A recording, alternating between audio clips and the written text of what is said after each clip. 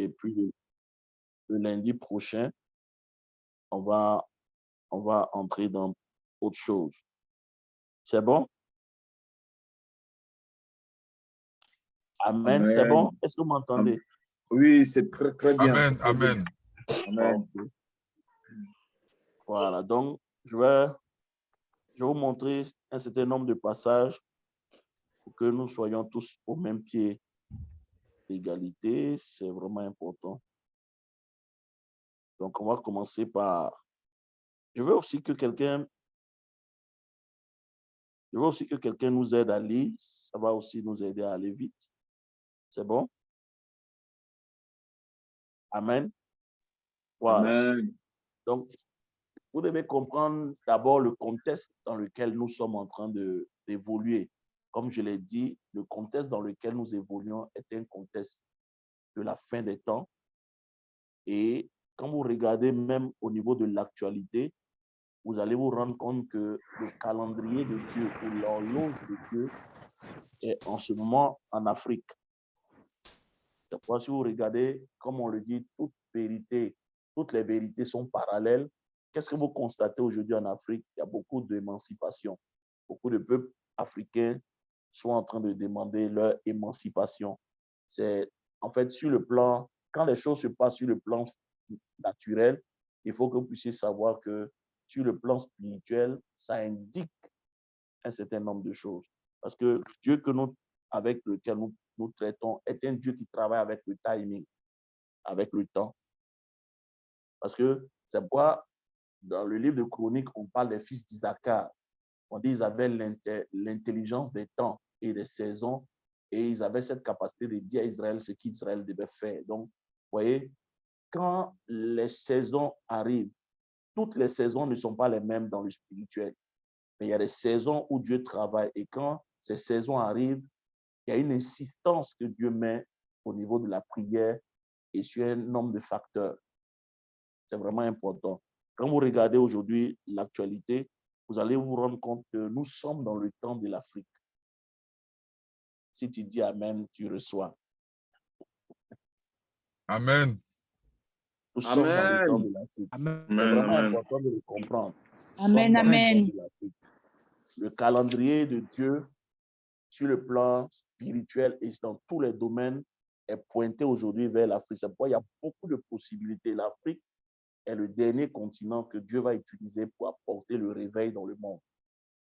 Mais en même temps que ces signes-là sont en train de pointer, Satan aussi, le sachant, a commencé à faire des infiltrations dans le domaine chrétien. C'est pourquoi vous allez voir qu'en Afrique, il y a beaucoup de faux prophètes qui pullulent.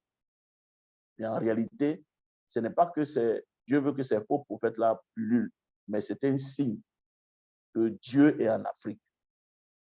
Et pour arrêter ce que Dieu veut faire, pour arrêter l'agenda de Dieu, Satan a commencé à gagner du terrain dans nos églises. C'est pourquoi on va utiliser cette plateforme-là de l'école de l'esprit pour vous amener à voir certaines choses aujourd'hui que vous regardez, mais auxquelles vous ne faites pas attention, qui sont des signes majeurs qu'il y a urgence au niveau de l'Église et du corps de Christ de revenir aux fondamentaux. Parce qu'on va parler du ministère prophétique. Si vous lisez par exemple Ésaïe 59, le verset 19, vous allez vous rendre compte que le ministère prophétique, à l'origine, est un ministère que Dieu a établi pour faire quelque chose de précis. Ésaïe 59, verset 19 dit, « On craindra le nom de l'Éternel depuis l'Occident et sa gloire depuis le soleil levant. Quand l'ennemi viendra comme un fleuve, l'Esprit de l'Éternel le mettra en fuite. » En fait, la première chose que vous devez comprendre sur le ministère prophétique, c'est que le ministère prophétique est un ministère de préservation. Dieu a établi ce ministère pour préserver l'Église des infiltrations démoniaques. Donc, s'il n'y a pas de vrai prophète, vous ne saurez pas faire la différence entre les esprits séducteurs et l'Esprit de Dieu. Et si nous lisons Deutéronome 13, vous allez voir que Moïse, déjà dans l'Ancien Testament, nous met en garde contre les faux prophètes. On va lire Deutéronome. Donc, d'abord, vous devez comprendre. La première chose que vous devez comprendre, Dieu est en Afrique en ce moment. Beaucoup de prophètes ont prophétisé que le dernier réveil sera en Afrique. Mais vous voyez que ce réveil-là tarde parce qu'en réalité, Satan est en train de saboter ce que Dieu peut faire en infiltrant ses agents. Et je vais vous montrer des passages qui le démontrent. Qu'aujourd'hui, l'Église a commencé à être infiltrée. Voilà pourquoi le lundi passé, je vous ai parlé de discernement. Discernement. En fait, tout ce qui est fait vise à discréditer ce que Dieu veut faire. C'est pourquoi vous voyez de plus en plus, les voix se lèvent. Vous dites, mais il y a trop de scandales dans les églises font tellement de choses. En fait, c'est voulu par l'ennemi. Il a envoyé ses agents infiltrer l'église pour stopper ce que Dieu veut faire. Mais j'ai une bonne nouvelle pour toi ce soir. Aucun démon ne peut empêcher ce que Dieu veut faire. Oh, quelqu'un n'a pas dit Amen. Amen. Aucun démon, aucun programme satanique ne pourra empêcher ce que Dieu veut faire. Mais c'est important pour toi et moi, qui sommes des enfants de Dieu, de reconnaître l'œuvre de Satan afin de le chasser et de dénoncer ça. C'est vraiment important. C'est pourquoi lundi passé, on a parlé du discernement des esprits. C'est un don vraiment important qui nous permet de savoir qui est en train de travailler. Parce que si tu n'as pas cet esprit de discernement, parce que le discernement, ce n'est pas seulement ce que les gens vous font croire. Tu peux regarder certaines manifestations dans l'Église et savoir que ça, c'est de Dieu, ça, ce n'est pas de Dieu. Et c'est important. C'est important. Donc, allons dans Deutéronome 13. On va voir certaines choses. Deutéronome chapitre 13. Deutéronome chapitre 13. Du verset 1 jusqu'au verset 5. On va lire ensemble. Deutéronome chapitre 13. Je vais doucement pour que vous puissiez comprendre. Il dit, s'il s'élève au milieu de toi un prophète ou un songeur qui t'annonce un signe ou un prodige, ça veut dire quoi, frère? Un prophète, faux comme vrai, a la capacité de produire des signes et des prodiges. Alléluia. Et qu'il y ait accomplissement du signe ou du prodige. Donc, ça veut dire qu'un faux prophète aussi, c'est prophétie. Il peut faire des miracles, il peut prédire des choses qui vont s'accomplir. Donc, vous voyez que tout ce qui est prédiction qui est vrai, tout ce qui est signe qui est vrai, n'est pas forcément de Dieu. C'est vraiment important que ce que nous sommes en train de dire ce soir, c'est pas il faut suivre véritablement pour que tu comprennes. Parce que beaucoup de chrétiens aujourd'hui, ce qui les intéresse, j'ai mon miracle. Ce qui m'intéresse, c'est qu'on a dit une parole prophétique sur moi. Ce n'est pas ça. Et la parole s'est accomplie. Et comme ça s'est accompli, c'est Dieu qui a parlé. Non. Il faut faire très attention à ce que nous allons dire ce soir parce que ça peut te sauver et ça peut te préserver de beaucoup de choses. Donc, et il dit, verset 2, et qu'il ait accomplissement du signe ou du produit dont il t'a parlé en disant, allons auprès d'autres dieux, des dieux que tu ne connais point, et servons-les. Tu n'écouteras pas les paroles de ce prophète ou de ce songeur, car c'est l'Éternel votre Dieu qui vous met à l'épreuve pour savoir si vous aimez l'Éternel votre Dieu de tout votre cœur, de toute votre âme. Vous irez après l'Éternel votre Dieu et vous le craindrez, vous observerez ses commandements, vous obéirez à sa voix, vous le servirez et vous vous attacherez à lui.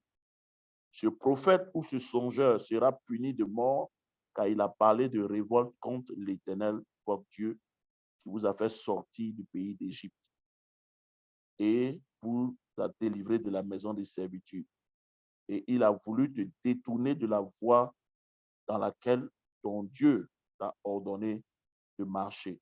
Pourquoi Moïse nous dit ces choses-là? Vous voyez, donc Moïse ici est en train de nous éduquer comment reconnaître un faux prophète. Alléluia. Regardez ce qu'il dit. La première chose qu'il dit ici dans le passage, Moïse nous éduque ou éduque le peuple de Dieu sur comment reconnaître un faux prophète. Donc, un faux prophète numéro 1 a pour but d'éloigner les gens de Dieu. On l'a vu dans le passage. Vous notez ça. Un faux prophète a pour objectif numéro 1 de t'éloigner de Dieu. Or, alors qu'un vrai prophète a pour objectif de t'attacher à Dieu. Alléluia. Deuxième chose, on a vu, un faux prophète peut dire des choses vraies, accomplir des signes. C'est-à-dire, il est capable de révélations et de miracles. Donc, un faux prophète peut faire des miracles. Il peut faire ce qu'un vrai prophète fait. Mais dans cet enseignement, nous allons voir quelle est la ligne de démarcation entre ce que le faux prophète peut faire, parce que la Bible ne dit pas que ils sont faux, mais la Bible les appelle prophètes. Je ne sais pas si vous faites la nuance. C'est un faux, mais on l'appelle prophète. Donc, vous voyez que l'appellation prophète ne veut pas dire forcément qu'on est de Dieu. On peut être de Satan et avoir le titre de prophète. Je ne sais pas si quelqu'un me suit ce soir. Si tu me suis, écris Amen parce qu'on te suit. C'est vraiment important ce que nous sommes en train de dire. Parce que ça peut sauver quelqu'un ce soir. Les faux prophètes ont la capacité de dire ce qui est vrai. Les faux prophètes ont la capacité de faire des miracles. Les faux prophètes ont la capacité de faire quoi? De faire des prodiges. Donc, un miracle, un signe, un prodige, et même dire ce qui est vrai sur toi, ne fait pas de cet homme-là un prophète. De l'autre côté aussi, le vrai prophète a la capacité de dire ce qui est vrai. Le vrai prophète a la capacité de faire des miracles. Le vrai prophète a la capacité de faire les prodiges. Mais vous voyez qu'il y a une ligne de démarcation que nous allons essayer de voir durant le séminaire qu'on va faire sur l'école des prophètes. Il y a cinq choses, 5 voies par lesquelles on peut reconnaître un faux prophète. C'est ce que nous allons voir durant ce temps que nous sommes en train de passer ensemble. Alléluia. Et Moïse demande, le frère Kamena dit là, ne soyez pas pressés, je vais doucement pour qu'on puisse se comprendre. Alléluia. Regardez, et Moïse dit quelque chose ici, il dit, il faut les extirper. Si un faux prophète comme ça est parmi nous, on doit le mettre à mort. Pourquoi? Parce que un faux prophète a la capacité de changer le système de croyance des gens. Donc, ils sont dangereux dans ce sens qu'ils ont la capacité de changer ce que tu crois. C'est vraiment important. Donc, on continue. Allons dans 1 Jean 4. 1 Jean 4, vous savez, le temps n'est pas contre nous, le temps est contre nous. Mais on va essayer de voir ce qu'il y a à faire par la grâce de Dieu. 1 Jean 4, verset 1. 1 Jean chapitre 4, verset 1. Regardez ce que Jean nous dit. Il dit, bien-aimés, n'ajoutez pas foi à tout esprit. Vous comprenez, non? N'ajoutez pas foi à tout esprit. Est-ce que tu peux écrire ça? N'ajoute pas foi à tout esprit. Pourquoi il ne faut pas ajouter foi à tout esprit?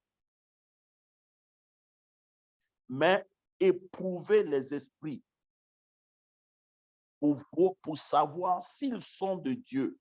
Car plusieurs faux prophètes sont venus dans le monde.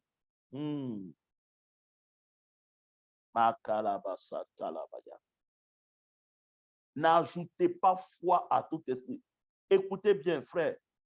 Tu peux voir quelqu'un en train de faire les choses, il ne faut pas ajouter foi à ce qu'il est en train de faire. La Bible dit, n'ajoutez pas foi à tout esprit, numéro 1.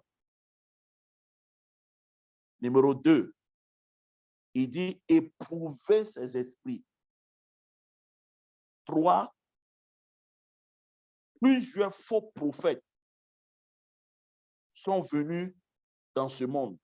Donc, ça veut dire quoi, frère? Si Dieu dit d'éprouver les esprits, de ne pas ajouter foi à tout esprit, ça veut dire que, frère, tu dois développer un système qui te permet d'être préservé de ces personnes-là. Malheureusement, aujourd'hui, l'un des investissements que Satan est en train de faire, c'est que les chrétiens d'aujourd'hui ne sont plus attachés à la parole de Dieu. Et beaucoup de gens qui servent Dieu aujourd'hui, la plupart ne connaissent même pas la parole de Dieu. C'est pourquoi il y a beaucoup de choses qui sont enseignées aujourd'hui, mais qui ne sont pas la parole de Dieu. Il dit cette année, je vais bousculer ton système de croyance. quand j'ai fini avec toi, quand on va finir ces enseignements-là, tu vas te demander, mais qu'est-ce qu'on t'a enseigné depuis des années? Tu vas te rendre compte que c'est ce qu'on nous a enseigné qui est en train de faire que beaucoup de chrétiens sont en train de perdre la foi, en train de mourir spirituellement. C'est ce qui fait que beaucoup de chrétiens n'ont même plus la crainte de Dieu. Parce qu'il y a beaucoup de choses, frère, je vous assure. Aujourd'hui, je suis en train encore de méditer là-dessus. Il y a beaucoup de choses que Satan a introduites. Aujourd'hui, quand vous regardez dans les églises, le discipulat a été remplacé par le coaching, par les messages que vous appelez les motivateurs, la motivation. Ça n'est pas écrit dans la Bible. Allez-y lire les messages de Jésus. Jésus n'était pas un motivateur. Et le coaching, c'est un coach en développement personnel. Donc, le management est rentré dans l'Église. Comment gérer les ressources humaines? C'est-à-dire les sciences même qui sont des sciences humaines, on les utilise maintenant pour gérer l'Église. Ce n'est pas comme ça que Dieu a voulu que l'Église soit gérée. Voilà pourquoi il n'y a pas de puissance aujourd'hui dans nos églises. La puissance de Dieu manque. Et quand la puissance manque, il y a toutes sortes d'abus et de problèmes dans la vie des chrétiens parce que la vraie présence de Dieu n'est plus là pour transformer les cœurs. On peut imaginer que quelqu'un peut être allégué pendant des années. Regardez le taux même de divorce dans nos églises. Regardez la légèreté avec laquelle les gens vivent. Aujourd'hui, tu ne peux même plus parler de pureté et de sainteté. Ces messages ont disparu. Pourquoi? Parce que autres critères que les critères de la parole qui ont pris le contrôle. C'est-à-dire les pasteurs sont plus vus comme des stars que Jésus lui-même. Voilà. On ne peut pas contester même un message qu'un pasteur prêche. Tu ne peux pas contester. C'est dans l'air des temps, c'est dans l'air de ce temps-là. C'est le signe que nous sommes en déclin. L'Église est en train de décliner. C'est le signe que l'apostasie dont le Seigneur parle est réellement rentrée. Aujourd'hui, quelqu'un peut, si tu prêches sur le péché, tu prêches sur la sanctification, tu prêches sur la pureté, il y a des pasteurs qui peuvent t'arrêter. Ils peuvent même envoyer des gens pour te buter. Parce qu'aujourd'hui, c'est qu'on met plus, l'accent dessus, c'est quoi? C'est qu'on met plus en avant, c'est le succès, c'est l'argent. Donc, c'est-à-dire que l'Église, les pasteurs développent ce qu'on appelle dans les sociétés de management, là, ce qu'on appelle gérer leurs clients. On a plus de clients dans l'Église que d'avoir des véritables fidèles qu'on veut transformer, qu'on veut former pour faire d'eux des disciples. Parce que nos pères, là, ont marché d'une certaine manière. Je ne vais pas rentrer dans les détails pour vous déstabiliser, mais je vais me concentrer sur le message des faux prophètes. Mais on va y revenir plus tard. Donc, il faut écrire. Tu dois développer un système qui te permet de détecter le faux.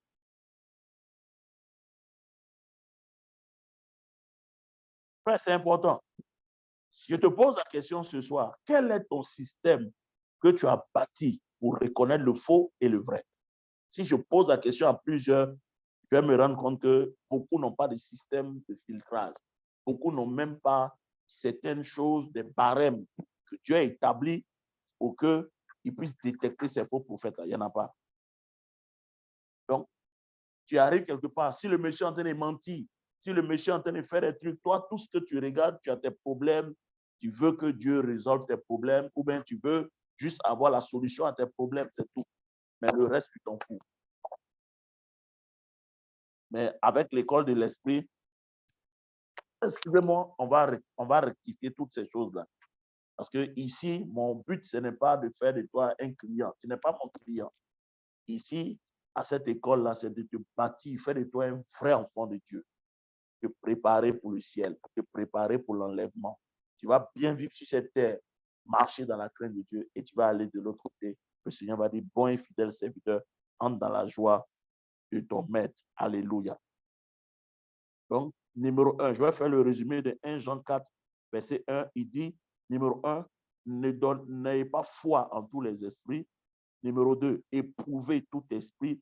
Numéro 3, plusieurs faux prophètes sont rentrés dans ce monde-là. Alléluia. Pour séduire beaucoup de personnes.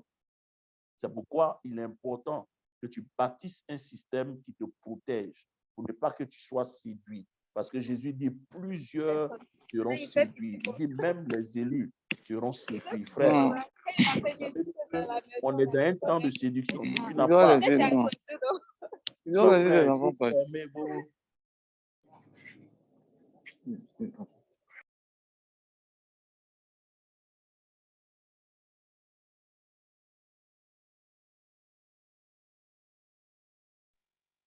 OK.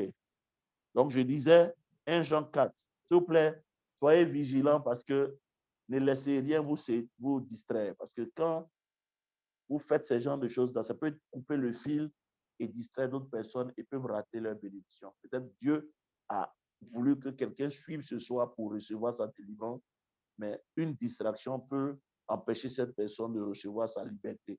C'est vraiment important. Peut-être qu'il y a des gens ici déjà même qui ont commencé à être séduits, mais Dieu envoie ce message pour aider quelqu'un ce soir. Donc, s'il vous plaît, soyez disposés et respectez le direct, s'il vous plaît. Alléluia. Donc, on va voir les types de prophètes. Mais ce soir, je vais insister sur un type de prophète qui sont les prophètes de Baal. Il y a 3 types de prophètes dans la Bible. Ce soir, je vais insister parce que le temps ne nous permettra pas de rentrer dans les détails. C'est une série. Ce soir, je vais parler des prophètes de Baal. Mais pour résumer déjà, numéro 1, j'ai dit, le prophétique a été établi pour préserver l'Église de tout ce qui est infiltration de l'ennemi. C'est pourquoi la Bible dit dans Ésaïe 59, verset 19, que quand l'ennemi viendra comme un fleuve, l'Esprit de l'Éternel le mettra en fuite. Aujourd'hui, l'héritage du Seigneur ou la foi qui nous a été transmise est en danger. Voilà pourquoi Dieu est en train de lever des standards pour que tous les faux agents de Satan qui sont rentrés parmi nous, on puisse les débusquer et les chasser du milieu de nous, afin que la foi de plusieurs ne soit pas affectée. Parce que Jésus a dit dans Matthieu 24, plusieurs faux prophètes s'élèveront en mon nom, ils diront je suis le Christ et ils séduiront beaucoup de personnes. Donc c'est l'un des fléaux de la fin des temps. Et tu peux être séduit sans même le savoir. Parce que cet enseignement-là va te permettre de comprendre que même les voix qui te parlent, si tu n'as pas ce système de développement, c'est-à-dire de sécurité, il y a des voix que tu vas entendre qui ne sont pas des voix de Dieu. Donc, vous voyez que cet enseignement est vraiment, vraiment important. Il est vital pour le salut de nous tous parce que le monde des esprits est ouvert. Tu peux être en train de prier, tu vas avoir une image. Tu peux être en train de prier, tu vas avoir un son. Tu vas avoir une vision. Mais est-ce que cette vision-là vient de Dieu? Parce que Satan aussi se déguise en ange de lumière.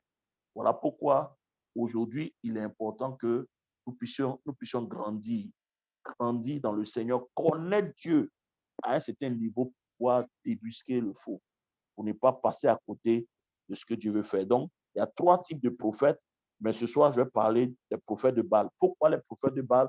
Parce que eux, c'est le symbole même de la divination. Il faut mettre la divination. Donc, ce soir, je vais insister contre la divination. Je vais parler de la divination. Écrit divination, la divination. Ah, c'est vraiment important, la divination. Vous devez comprendre, vous savez, tous les royaumes, nous servons un roi et il y a le royaume des cieux. Tous les royaumes fonctionnent sur la base de mystère. Il faut écrire ça, c'est vraiment important. Tous les royaumes fonctionnent sur la base de mystère. C'est pourquoi le plus tu as accès au mystère, le plus tu as accès à Dieu. Si je pose la question ce soir, quels sont les mystères avec lesquels tu opères? Jésus dit, c'est à vous qu'a été donné de connaître les mystères du royaume des cieux. Dans Matthieu 13, versets 11 à 12, je veux qu'on lise. Tous les royaumes fonctionnent avec des mystères. Ça veut dire, quand je parle de mystère ici, je parle d'une forme de sagesse avec laquelle tous les royaumes fonctionnent. Et dans le royaume des ténèbres, il y a 3 départements. 3 départements que je vais te montrer. Le premier département de le royaume des ténèbres, on l'appelle le département de la connaissance. Vous savez, quand l'homme a chuté, je vais lire Romains 8, verset 26. Romains 8, vous allez comprendre. Tous les hommes sont handicapés depuis la chute tous les hommes viennent au monde handicapés. La chute a handicapé la race humaine.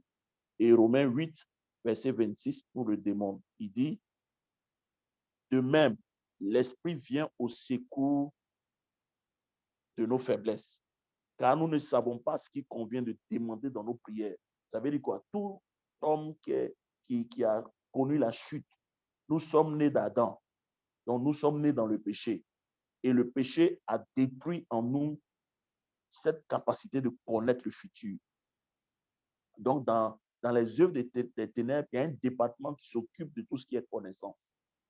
Parce que l'une des raisons pour lesquelles les gens vont vers les sciences occultes, c'est parce que en l'homme, il y a cette capacité de savoir le futur. Les hommes ont cette soif-là de connaître le futur. Avant, on n'avait pas cette quête en nous parce que quand Adam marchait avec Dieu, Adam était en communion avec Dieu, il connaissait le futur. Adam ne s'inquiétait pas du lendemain. Adam savait ce que le lendemain allait être. Mais après la chute, l'homme a perdu cette faculté-là de connaître le futur. Donc, dans l'œuvre des ténèbres, le département qui s'occupe de la connaissance et la divination. Donc, la divination vient répondre à un besoin que les hommes ont. Le besoin de connaître le futur, de connaître l'avenir. Et Satan, il a proposé un autre moyen qu'on appelle la divination pour aider les hommes à connaître le futur. Donc, quand vous voyez beaucoup de gens aller dans les sciences occultes, c'est parce qu'ils ont une quête dans leur cœur, c'est de connaître le futur. Ça, c'est numéro 1. Numéro 2, il y a le département qui travaille dans le domaine de la puissance. Le domaine de la puissance, c'est la sorcellerie. Parce que, vous voyez, chaque royaume a la capacité d'opérer des changements. La puissance, on en a besoin pour opérer des changements dans la vie des gens. En science, on nous dit pour qu'un objet quitte un état A pour aller à un autre état B, il faut la pression. Il faut une certaine pression pour que la chose qui était statique ou l'élément qui était statique puisse avoir du mouvement. Et dans le royaume des ténèbres, le département qui traite de la puissance, c'est la sorcellerie. Ils ont la capacité, Satan aussi a la capacité de faire des miracles. C'est pourquoi Jésus nous dit dans Luc 10, 19, il dit, je vous ai donné le pouvoir de marcher sur toute la puissance de l'ennemi. Donc, Satan a un certain pouvoir qui lui a été donné par Dieu lui-même.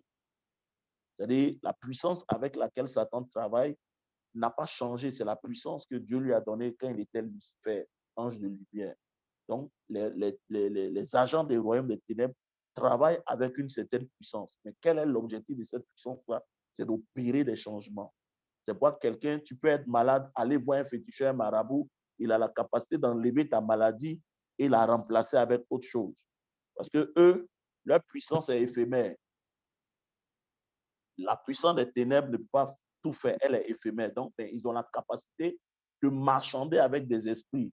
Là où il y avait la maladie, ils peuvent enlever ta maladie, te mettre quelque chose d'autre, et puis après, ou bien ils peuvent négocier que tu sois en bonne santé pendant 2 ans, et une autre maladie, après 2 ans, vient prendre le contrôle, et tu es malmené. Donc, tu es obligé de passer de marabout en marabout. Mais en Jésus-Christ, nous avons la vraie puissance pour opérer des changements. Dis Amen, dis Amen, dis Amen. C'est important.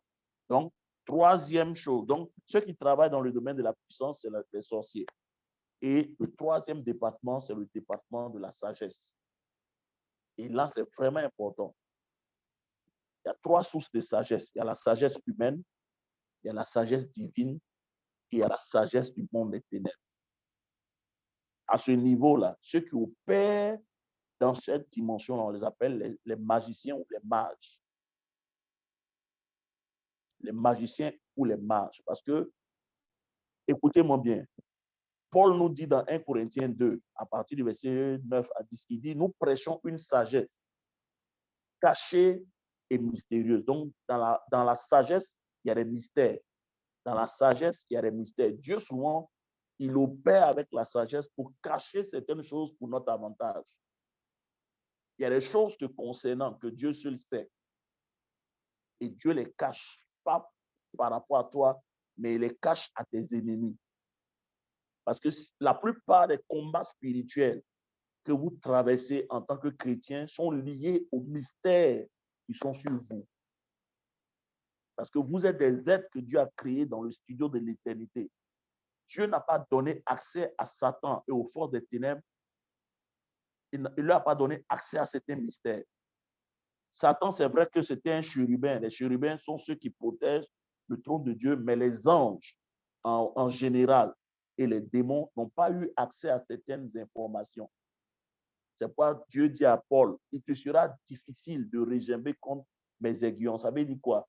C'est que l'éternité a conçu. Aucun homme ne peut arrêter cela. Aucun homme ne peut arrêter ce que tu as conçu depuis l'éternité. C'est pourquoi ta vie n'a pas commencé aujourd'hui. Avant même que tu ne sois formé dans le ventre de ta mère, de ton père, Dieu te connaissait.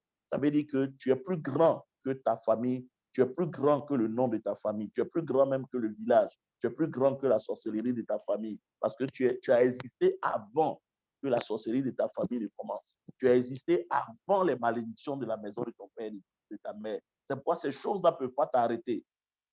À une seule condition, que Dieu te donne accès aux mystères qui sont attachés à ta création et à ta destinée. Il y a des choses qui sont attachées à ta vie. Et au fur et à mesure que tu grandis avec Dieu, Dieu doit te les révéler.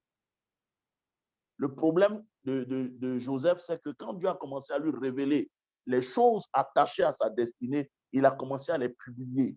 C'est pourquoi il a eu des attaques. C'est pourquoi si vous regardez dans le jardin d'Éden, Satan ne sait pas tout. Frère, je te dis aujourd'hui, n'ayez pas peur de Satan, il ne sait pas tout. Il était obligé de poser des questions à Ève. Dieu a-t-il réellement dit? Ça veut dire que Satan, dans sa banque de données, est limitée. Il obligeait souvent de t'écouter prier. Voilà pourquoi on nous a donné de parler en langue. Il est obligé de t'écouter prier ou bien de t'écouter parler pour savoir ce que Dieu veut faire dans ta vie. Voilà pourquoi quand Dieu commence à te révéler ou Dieu commence à briser certains sceaux qui sont attachés à ta destinée prophétique, il faut faire attention de ne pas les divulguer. C'est vraiment important. Donc, il y a des choses qui sont attachées à ta gloire, mais qui sont scellées. Parce que nous sommes dans un royaume. Et dans ce royaume-là, Dieu opère avec une certaine sagesse pour ne pas que tes ennemis aient accès à certaines informations te concernant. Oh, yes, yes, yes. Frère, il y a des informations. Si tu commences à grandir avec Dieu, tu commences à marcher avec Dieu, Dieu concocte une sagesse que l'ennemi ne peut pas pénétrer. Et il dit dans 1 Corinthiens chapitre 2, à partir du verset 9 jusqu'au verset 14, que cette sagesse-là, cachée, mystérieuse, Dieu l'a réservée pour notre gloire. Alléluia. Donc, il y a des aspects de ta vie, il y a des secrets que Dieu connaît sur toi. Si tu commences à les chercher, tu commences à avoir accès à ces choses-là, ta vie va devenir une vie extraordinaire sur cette terre. Je te dis la vérité. Et celui qui nous révèle ces choses-là, c'est le Saint-Esprit. Le Saint-Esprit est le gardien des mystères du royaume. Frère, est-ce que tu sais que Dieu t'a donné un moteur de recherche qui est plus que Google, qu'on appelle le Saint-Esprit? Il est plus que le Saint, il est plus que Google. Donc, tu peux avoir accès à certaines choses. C'est pourquoi ce soir, on va prier, frère, on va prier pour que Dieu te donne accès. Si cela est vrai dans le royaume de Dieu, cela aussi est vrai dans le royaume de Satan. C'est pourquoi, à ce niveau de la sagesse démoniaque, tout ce qu'ils font, quand tu vois une malédiction perdurer dans la vie de quelqu'un, quand tu vois une situation perdurer dans la vie de quelqu'un, une situation des ténèbres qui perdure dans la vie d'une personne, ça veut dire que cette situation-là n'est pas juste une situation, elle a été concoctée avec des mystères. Parce que si Dieu opère avec une sagesse qui est mystérieuse et cachée, c'est-à-dire quoi, quand on dit sagesse mystérieuse et cachée, ça veut dire que sur cette connaissance-là, il y a un code. Cette connaissance-là est comme un dossier qui est classifié, auquel personne ne peut avoir accès. De la même manière, dans le royaume des ténèbres, quand ils veulent concocter, c'est pourquoi la Bible dit toute âme forgée comme toi. Vous comprenez, non? Quand on dit toute âme forgée comme toi, ça veut dire que Satan ne se lève pas comme ça pour venir t'attaquer, non. Il concocte les choses dans le domaine des ténèbres. Ils concoctent certaines choses et ils attachent à ce qu'ils ont concocté de la des mystères. C'est pourquoi vous voyez souvent, la plupart des gens, quand vous rêvez, vous oubliez vos rêves. Souvent, vous priez, vous pouvez pas comprendre ce qui se passe et les problèmes perdurent. Dimanche, quand on a fini, ça fait 2 dimanches, je suis en train de prêcher sur l'économie des choses cachées. Et quand on a fini de prier hier, il y a une sœur qui m'a dit, pasteur, quand elle est allée à la maison après le culte, pendant qu'elle était couchée, Dieu a commencé à lui révéler des choses cachées sur sa famille, des choses qu'elle n'avait pas l'habitude de comprendre. Dieu a commencé à lever le voile. Et ce soir, je veux prier pour quelqu'un. Dieu va lever le voile sur tout ce qui te fatigue. Tout ce qui est mystère des ténèbres qui ont été concoctés sur ta vie, qui fait que des situations perdues dans ta vie, qui fait que, frère, malgré tout ce que Dieu dit de toi, tu n'arrives pas à percer sur un certain niveau, frère, c'est parce qu'il y a des mystères qui sont attachés à ces choses-là. Une fois que le sceau est levé, une fois que le sceau est brisé, frère, ta vie, la délivrance devient ton partage au nom de Jésus. Je veux prier pour quelqu'un ce soir. Reçois ce soir. Reçois la grâce de Dieu pour que tous les mystères, tout ce qu'ils ont concocté, c'est pourquoi toi tu vas voir un féticheur, tu vas voir un marabout, il te donne un talisman, mais ce que tu ne sais pas, c'est que derrière ce talisman-là, il y a une certaine sagesse qui est attachée à ce fétiche. Il y a une certaine connaissance que celui qui a fait le fétiche-là a. Plus tard, on va revenir sur la sorcellerie. Vous allez voir que les sorciers ne travaillent pas comme ça.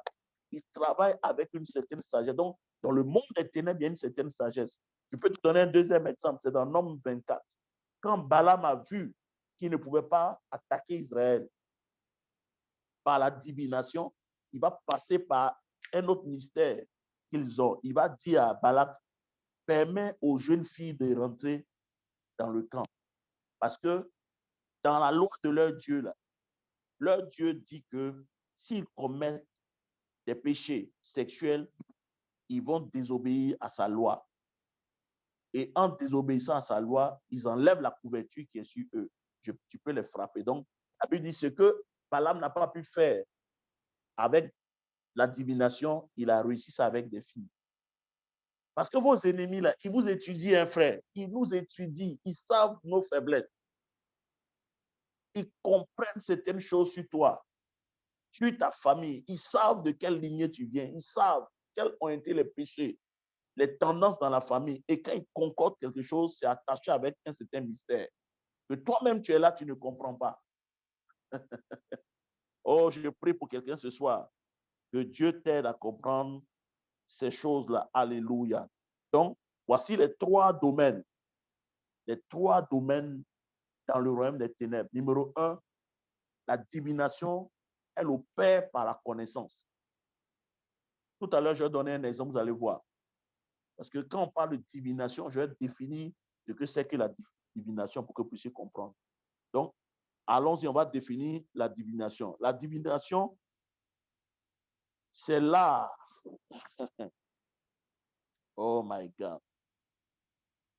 Saint-Esprit, aide-nous ce soir.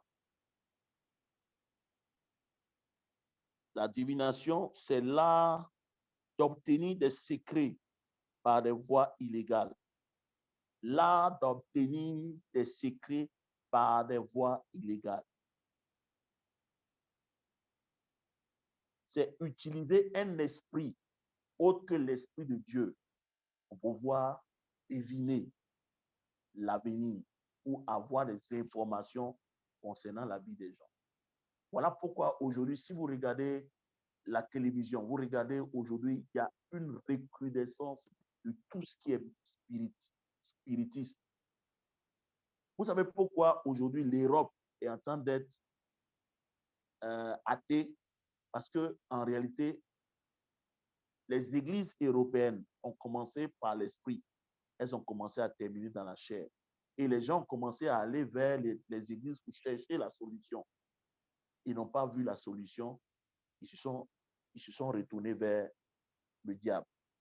Donc, si l'église que nous sommes, nous ne nous réveillons pas pour chercher réellement Dieu, pour que la puissance de Dieu revienne, vous allez voir qu'au fur et à mesure que nous allons évoluer, beaucoup vont retourner vers la sorcellerie. C'est pourquoi aujourd'hui, vous avez plusieurs hommes de Dieu ne pouvant plus faire des miracles, ne pouvant plus prouver ce qu'ils prêchent. Parce que aujourd'hui, là, c'est facile de prêcher, mais démontrer la puissance de Dieu est difficile. Or, c'est le contraire. C'est le contraire. Aujourd'hui, l'Église doit être capable de démontrer la puissance de Dieu. Mais beaucoup de pasteurs aujourd'hui n'ont pas la capacité de démontrer la puissance de Dieu. Et comme ils n'ont pas la capacité de démontrer la puissance de Dieu, ils sont obligés d'aller vers la magie, la sorcellerie, ou bien vers des messages qu'on appelle les messages de motivation. Parce qu'un message motivationnel, premier point, deuxième point, troisième point, tu n'as pas la capacité de démontrer ça. Jésus était puissant en parole, il était puissant en acte. Si tu dis que Jésus guérit, démontre que Jésus guérit. Alléluia. Il y a une dame qui est venue à l'église. Aujourd'hui, elle est membre de mon église. Elle est venue avec un fibrome. Un vendredi, on était en train de prier. Quand on a fini la prière, le samedi matin, elle s'est levée. Elle est allée dans la douche. Le fibrome est sorti tranquillement, sans opération. Aujourd'hui, elle a décidé de faire partie de l'église. Dis amen. C'est vraiment important, frère, ce que nous sommes en train de voir. Donc, la divination, c'est l'art d'obtenir des secrets par une voie illégale. Cela inclut la connaissance du futur par des voies occultes. Donc, c'est ça la divination. Le fait d'obtenir des secrets par des voies occultes, des informations sur le futur d'une personne. Donc, tu peux venir là, le monsieur va te regarder et il peut te dire ton futur. Mais ce n'est pas l'Esprit de Dieu qui est en train de parler. Donc, vous voyez, non? Que Dieu aide les chrétiens à comprendre. On dit prophétie, prophétie. Et puis le gars, il te dit des choses. Non, tu t'appelles tant. Ta maman vient de tel village. En 1960, il y a eu ça, il y a eu ça, il y a eu ça, il y a eu ça. Parce que je vais vous montrer, il n'y a aucun critère. Parce que quand vous lisez Acte 16, je vais vous montrer. Je vais terminer par Acte 16 et je vais vous poser la question de savoir qui peut me faire la différence ici entre l'esprit de divination. Ah, merci Franck. Il dit il nous faut le Saint-Esprit. Il nous faut vraiment le Saint-Esprit. C'est là, je vais reprendre ça. La divination, c'est là. Et c'était cet esprit-là par lequel les prophètes de Baal opéraient. C'est là d'obtenir des secrets par une voie illégale. Cela inclut la connaissance du futur par des voies occultes. Et il y a différents types de divination. Je vais citer numéro 1. À cause du temps, il est déjà 19h55. Je vais aller vite. Il y a un bruit là. Numéro 1. S'il vous plaît, monsieur Cadio, il faut fermer ton... Oui, désolé. Je cherche. Désolé. Excusez-moi. OK. Il y a plusieurs voies au type de divination. Numéro 1, est ce qu'on appelle l'astrologie. Frère, il y a trop d'astrologues dans nos églises aujourd'hui. En fait, vous allez vous rendre compte que la plupart des féticheurs sont maintenant dans les écoles bibliques. Ils vont apprendre la Bible et ils viennent, ils prêchent, mais en réalité, l'objectif là, c'est la divination. Ce n'est pas l'Esprit de Dieu qui les a conduits là-bas. C'est pourquoi il y a des écoles bibliques aujourd'hui qui ne trient même plus les gens. On ne trie plus. Quand tu payes l'argent net, on t'inclut. Et puis, quand tu sors de l'école biblique, on te donne un diplôme. Mais un diplôme ne fait pas de quelqu'un un pasteur ou un serviteur de Dieu. L'astrologie. Allons dans Jérémie 10:1. Les différents types de divination. Il y a l'astrologie. Jérémie chapitre 10, verset 1. Est-ce que quelqu'un est béni ce soir? Si tu es béni, mais pasteur, je suis béni, je te suis. Jérémie 10:1 dit, écoutez la parole que l'Éternel vous adresse, maison d'Israël. Ainsi parle l'Éternel, n'imitez pas la voix des nations et ne craignez pas les signes du ciel. En fait, par l'astrologie, qu'est-ce qu'ils font? Ils ont besoin de voir l'alignement du soleil, de la lune et des étoiles pour faire des pronostics. Alléluia. Par l'astrologie, quand on parle d'astrologie, c'est la science qui étudie les astres. Les astres. On peut utiliser les astres pour pouvoir deviner, pour pouvoir faire des pronostics. Si vous lisez Esther, le chapitre 4, et on va prier contre ça ce soir, frère, parce que tu as des ennemis. Hein. Je veux dire à quelqu'un, tu as des ennemis. Oh, tu dis pas? Regardez, Esther chapitre 3, le verset 7. On dit, au premier mois qui est le mois de Nissan, la 12e année du roi d'Assyrus, on jeta le pur, c'est-à-dire ils sont allés consulter. On jeta le pur. Le pur, c'est une consultation, c'est-à-dire le sort devant Aman pour chaque jour et pour chaque mois. Donc, Aman veut attaquer Israël. Et il a besoin de connaissances. Frère, c'est vraiment important de comprendre ça. Parce que tu ne peux pas engager un combat si tu n'es pas sûr de l'issue du combat. C'est nous les chrétiens, on se lève, on combat n'importe comment. Non. C'est pourquoi David, à un moment donné, quand les Amalécites sont venus prendre la famille de David à Siglag, David a pris l'effort. C'est-à-dire, il y a un élément dans l'Ancien Testament que le souverain sacrificateur portait pour faire quoi? Pour consulter Dieu. David a porté ça et il pose la question à Dieu, poursuivrai-je?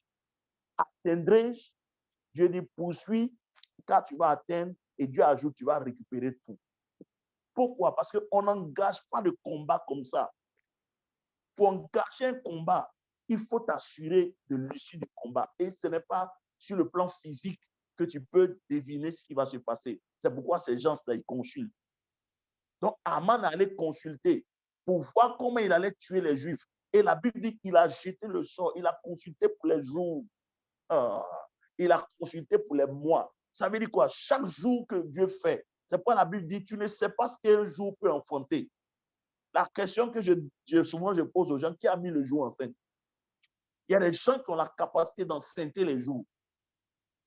Je veux lever ma main ce soir, prier avec toi. Toi qui es connecté à cet enseignement ce soir, tout ce qui a été programmé dans les jours de 2023, nous élevons la voix et nous anéantissons tous les plans de Satan. Là où Satan a préparé un accident, frère, il y a trop d'accidents aujourd'hui. Les gens meurent comme des poulets parce que les chrétiens n'ont pas compris que les combats ne se font pas comme ça. Les combats se gagnent d'abord dans le spirituel avant de se gagner dans le naturel. Oh, je prie pour quelqu'un ce soir. Tout combat qui est en train d'être fait dans le spirituel, comme ta vie ce soir, je me tiens dans le sang de Jésus et j'anéantis cela au nom de Jésus-Christ. Frère, je dis, si tu commences à servir Dieu réellement, Satan, il est hors la loi. C'est quelqu'un qui ne combat pas selon les règles.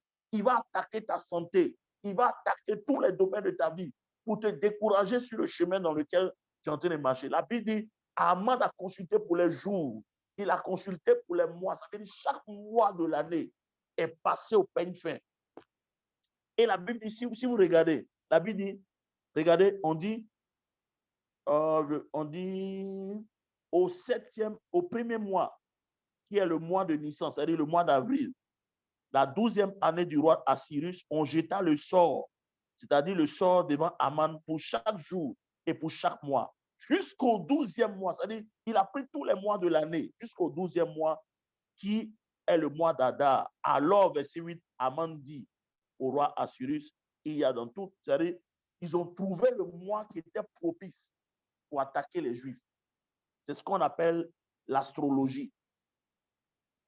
C'est une forme de divination.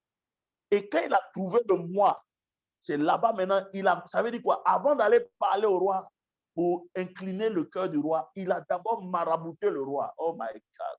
Je prie pour quelqu'un ce soir. Tous ceux qui ont marabouté ta vie, tous ceux qui sont allés dans les couvents, ils ont utilisé l'art divinatoire par l'astrologie pour pouvoir te frapper, pour pouvoir attacher ton cœur, tes sentiments. Ce soir, tu es libéré au nom de Jésus-Christ. Si tu dis Amen, tu le reçois. Je te libère au nom de Jésus-Christ de Nazareth. Allons dans Juge chapitre 5. Amen. Oh, je sens qu'on va prier dangereusement ce soir. Frère, Juge chapitre 5. Regardez, par l'astrologie, vous allez voir que souvent, il y a des gens qui sont malades. On les appelle les lunatiques. Mais c'est des maladies qui sont cycliques.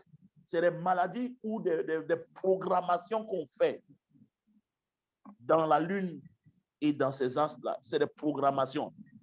À cause de la chute d'Adam, hein, Satan, il a vendu l'humanité, il a vendu les astres-là. C'est pourquoi la Bible dit la création attend avec un ardent désir la révélation des fils de Dieu, car elle a été soumise à la vanité. La création attend d'être libérée parce qu'il y a certains pouvoirs qui ont pris possession de ces éléments-là et qui frappent les gens. C'est pourquoi la Bible dit la lune ne te frappera ni de la nuit. Il dit le soleil ne te frappera ni de jour et la lune ne te frappera pas la nuit. Donc, est-ce que la lune a la capacité de frapper quelqu'un?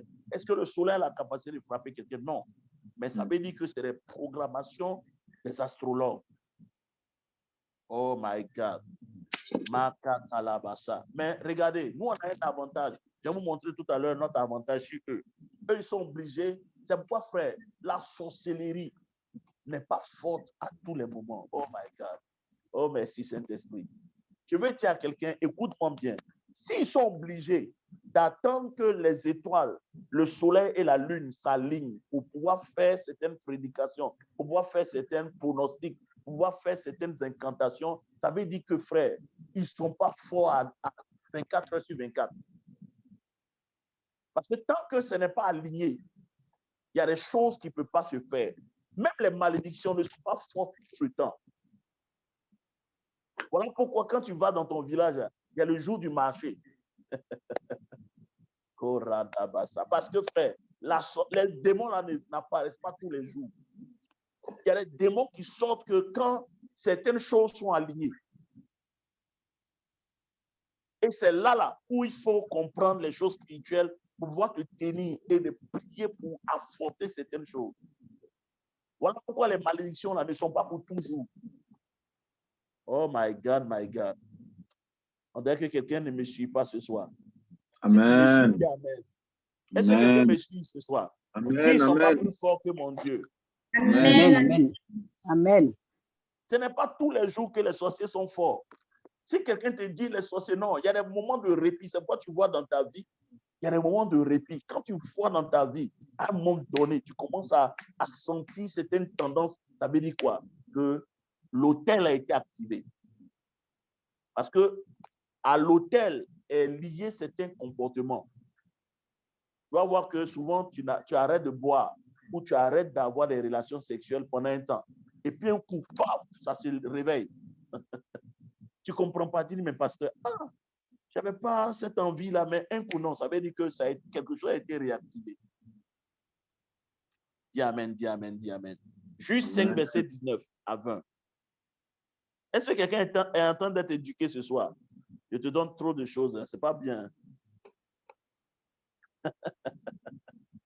Oh, Seigneur. On dit, regardez le verset, on dit, des rois viennent. Les rois viennent. Il combattit, alors combattit les rois de Canaan à Tanak, aux eaux de Megiddo. Il ne remportait ni butin, ni nul argent. En fait, ici, la Bible est en train de nous dire ici au verset 19, des rois sont venus se battre. Mais qu'est-ce qui prouve que cette guerre, ce combat dont on parle ici, n'était pas un combat physique? Qu'est-ce qui me montre que ce n'était pas un combat physique? Parce que la Bible dit qu'ils n'ont pas remporté de gain, ils n'ont pas pris de butin. Ça veut dire que le combat que vous voyez au verset 19 de Juge 5 n'est pas un combat physique. Parce que toutes les guerres ont pour but le gain. Toutes les guerres que vous voyez dans le monde, là, le but des guerres, là, c'est l'argent, c'est monnaie, c'est les ressources financières. Voilà pourquoi les gens sont en train de se battre. Voilà pourquoi il y a des conflits dans le monde.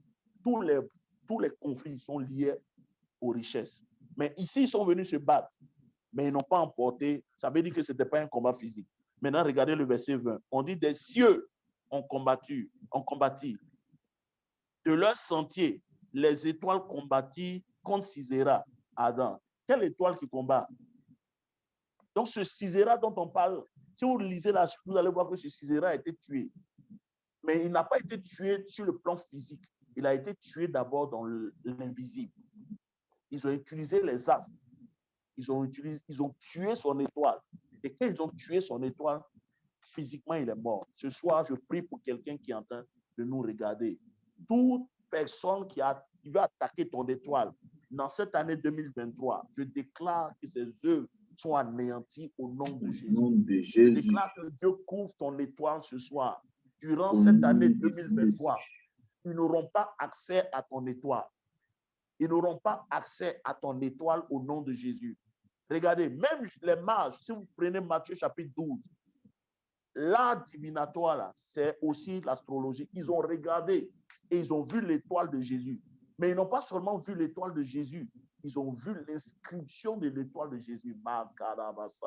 Lève la main là où tu es, dis Seigneur, toute personne, tout mage, tout astrologue établi dans la maison de mon père, établi dans la maison de ma mère, ce soir je déclare que le soleil se couche sur tous les astrologues de la maison de mon père, de la maison de ma mère, tous ceux qui regardent les étoiles, qui regardent le ciel pour faire des pronostics. Je déclare au nom puissant de Jésus-Christ que les œuvres soient anéanties au nom de Jésus. Vous comprenez maintenant pourquoi l'islam progresse. Parce que l'islam, en réalité, si vous lisez bien, vous allez voir que l'islam est une religion des astrologues. Ils travaillent avec la lune et l'étoile. C'est pourquoi si vous regardez les minarets, il y a le croissant lunaire et il y a une étoile. Dans l'islam, ils croient en 5 choses. Ouais, ils disent que l'étoile que vous voyez sur le minaret là, a 5 bouts. Et le chiffre 5, c'est tout ce que Dieu fait dans la vie d'un homme commence par 5. C'est pourquoi si vous regardez mes doigts, le petit doigt là, que vous voyez ici, ils appellent ça la faveur. Ils disent que aucun homme ne peut commencer quelque chose si le ciel ne le favorise pas. C'est pourquoi le petit doigt est là. Le deuxième doigt, c'est là où on met la bague de mariage. Donc, la deuxième bénédiction que Dieu donne à un homme, c'est le mariage. La troisième bénédiction, ouais, elle est plus grande que tous. C'est la santé. C'est la santé.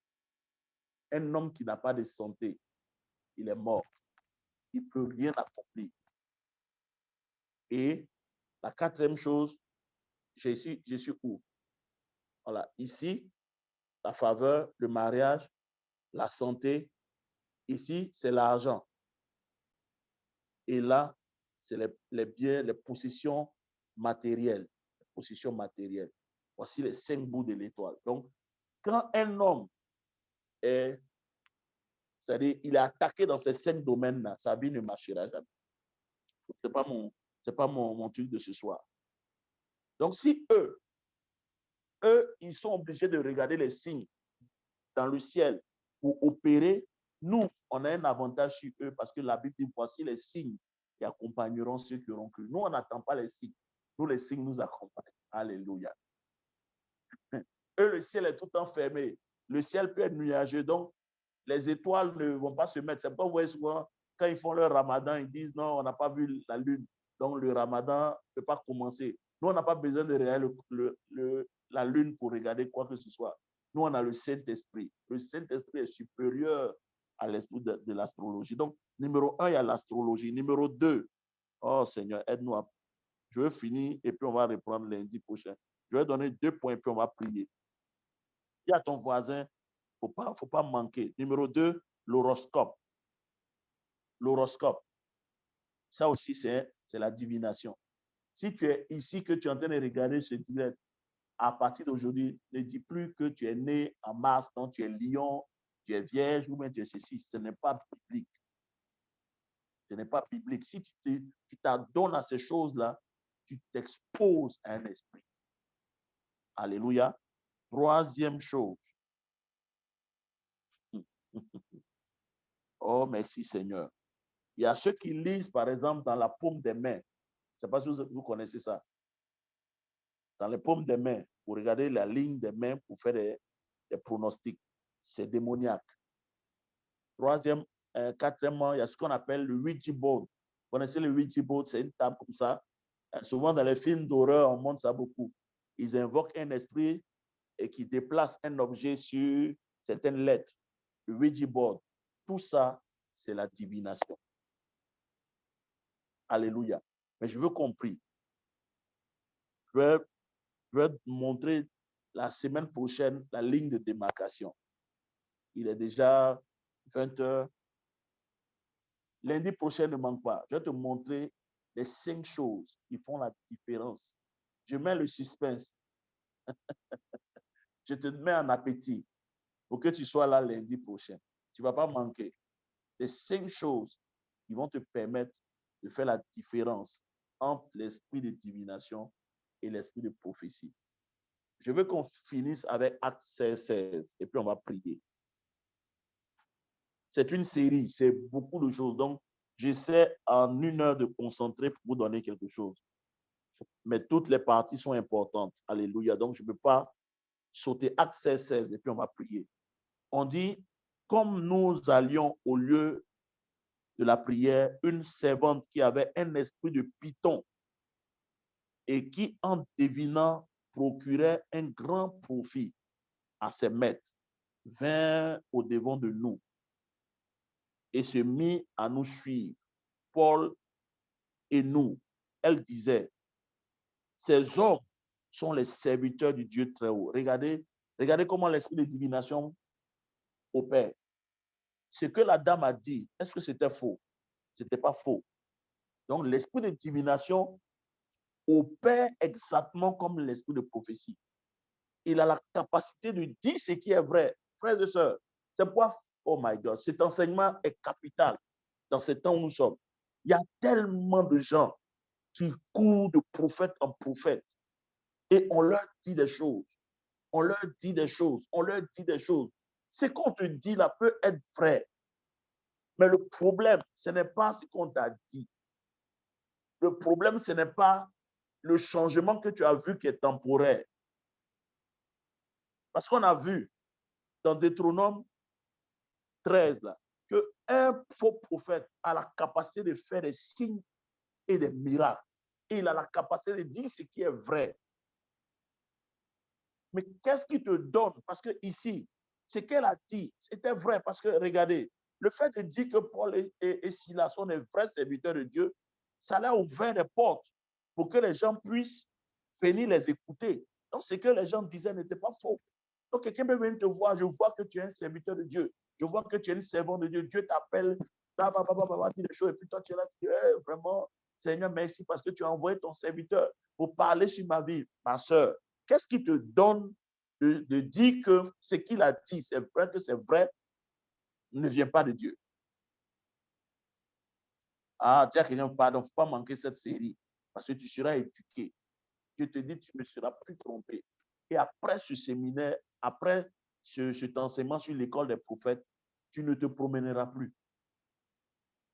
Tu ne vas pas te promener. J'ai dit, tu vas t'asseoir dans la parole de Dieu et tu vas grandir spirituellement.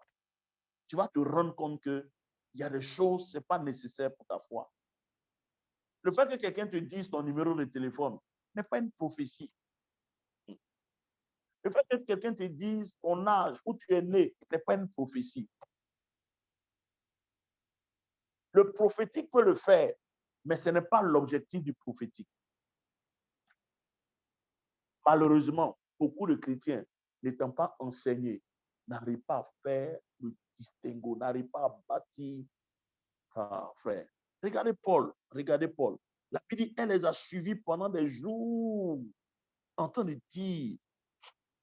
Maintenant, je vais vous montrer la ligne. Je vais vous montrer une ligne et puis on va prier ce soir. Regardez ce qui se passe. On dit, et se mit à nous suivre, Paul et nous. Elle criait, ces hommes sont des serviteurs du Dieu très haut et ils vous annoncent la voie du salut. Ah, frère. Elle dit que c'est l'esprit de divination qui est en train de parler. Il dit, ces hommes-là annoncent la voie du salut. En d'autres termes, suivez-les. Si vous les suivez, vous serez sauvés. My God. Oh, l'esprit qui est en train de parler là, c'est divination.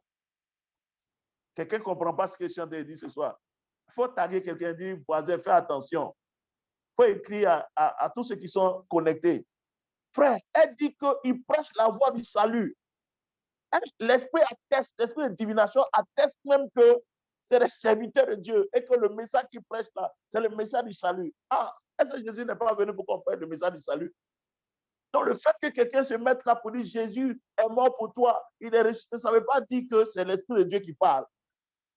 Oh Seigneur Jésus, il faut nous aider, hein, frère. Que Dieu nous sauve. My God. Combien de gens sur les chaînes de télévision parlent de Jésus tous les jours? Frère, ils parlent de Jésus. Ils mettent même Jésus devant. Ils prient comme ça, ils disent au nom de Jésus. Les gens, les démons là se manifestent, frère. Mais c'est un faux esprit qui est en train de travailler.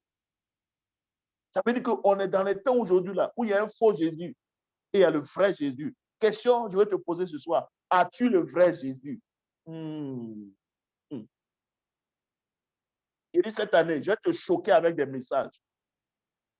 Je vais te démontrer que, frère, le message de la grâce là, la grâce est le premier niveau dans le royaume. Après la grâce, vient un autre système. Si tu ne connais pas ce système-là, non, frère, je vais te démontrer que, en fait, tu n'es pas devenu chrétien pour toi. J'ai dit, quand on dit oui, tu vois, parce que c'est ça qui fatigue les chrétiens. Tout tourne autour d'eux. Frère, je te dis, le salut que Jésus est venu, la différence entre le message, le vrai message et le message, le faux message là, met l'accent sur toi. Et c'est le message que Satan a donné à Ève dans le jardin d'Éden. Il dit, Dieu sait que vous serez des dieux. Donc, il y a des messages aujourd'hui là. L'accent, c'est toi, ton moi.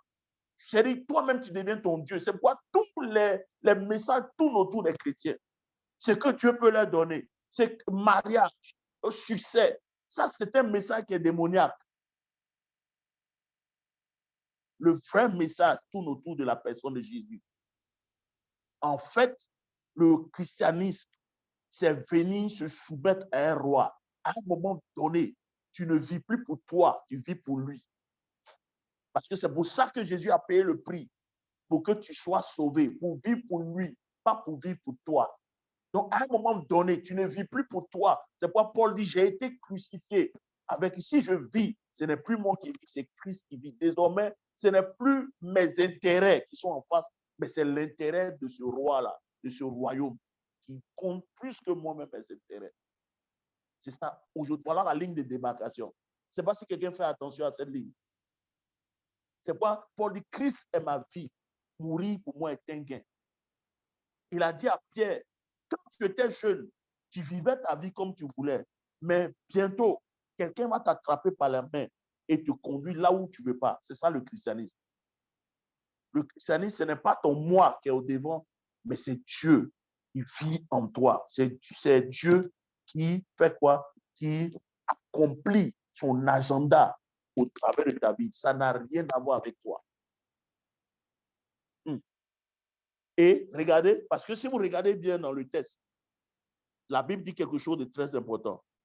On dit, ces hommes sont des serviteurs du Dieu très haut et ils vous annoncent la voie du salut. Et elle fit cela pendant plusieurs jours.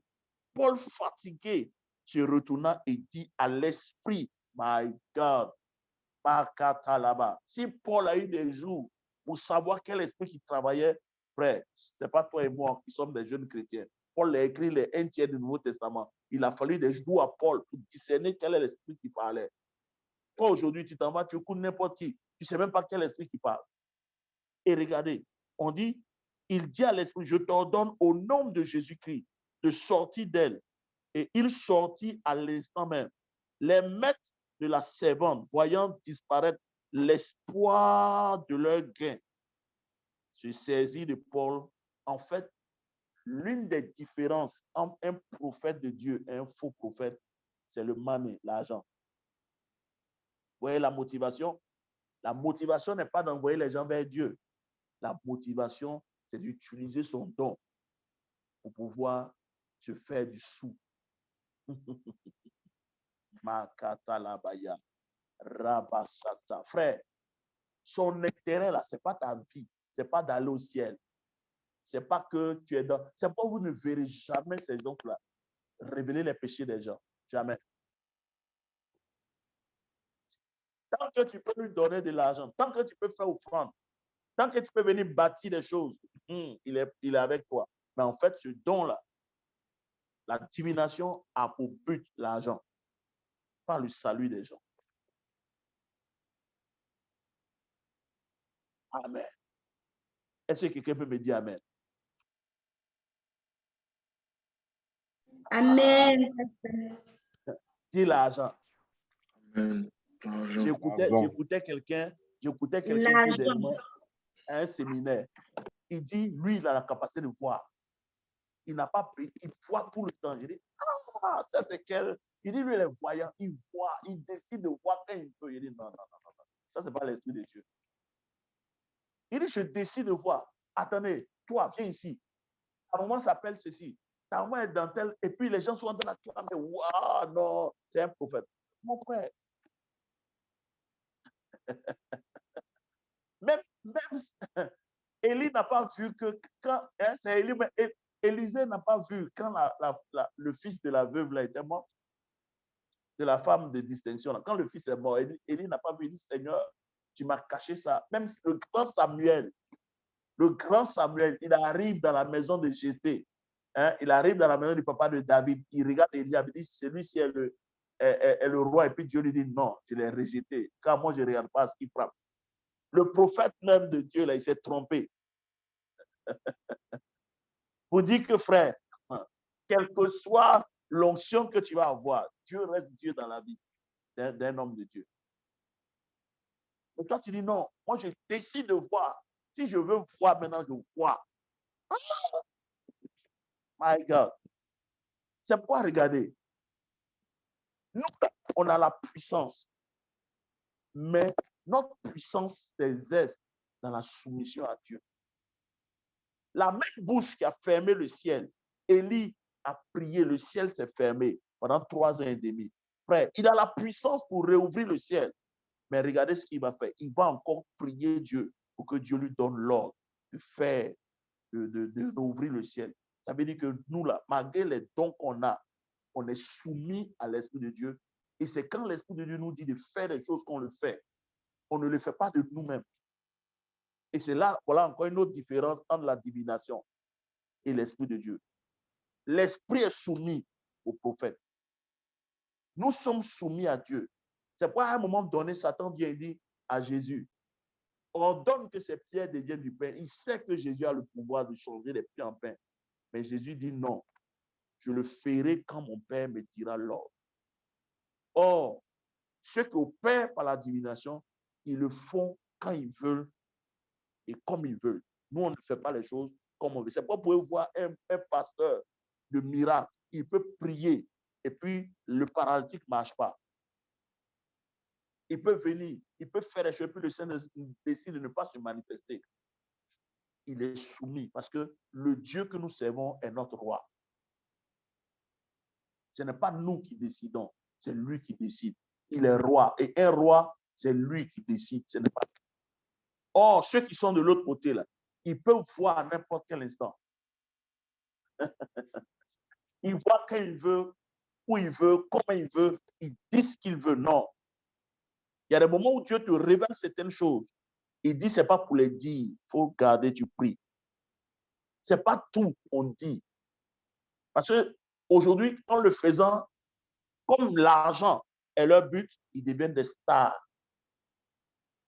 Et quand Dieu ne parle plus, à un moment donné, selon eux, quand le don, parce qu'il y a beaucoup qui ont bien commencé, mais comme ils veulent voir, ils n'arrivent plus à voir, parce que Dieu ne travaille pas ainsi, ils s'en vont dans le fétichisme et dans le spirit. Ils deviennent des spirites, ils commencent à connecter avec certains esprits, ils commencent à leur dire des choses, parce qu'ils veulent voir à n'importe quel instant. Frère, on va prier ce soir. Il est 20h26, je vais m'arrêter, on va prier. Lundi prochain, je vais vous donner les 5 voies. Les 5 voies, frère. Je dis, ça va te faire du bien. Ça va te préserver de beaucoup de nuits, de pleurs. Il y a des vies qui ont été détruites. Des foyers ont été cassés. Des mariages ont été brisés, frère. Il y a des chrétiens qui ne croient même plus en Dieu parce qu'ils ont été séduits, trompés par des habiles, entre guillemets, hommes de Dieu. Ils ont dépouillé des vies. Oh my God, frère. Ça fait pitié. Beaucoup ont été dépouillés. Beaucoup se promènent. Ils vont de lieu en lieu. Leur salut n'importe pas les gens. Viens, le prophète va prophétiser. Si tu vis dans le concubinage, tu es homosexuel, tu es lesbienne, ce n'est pas ton problème.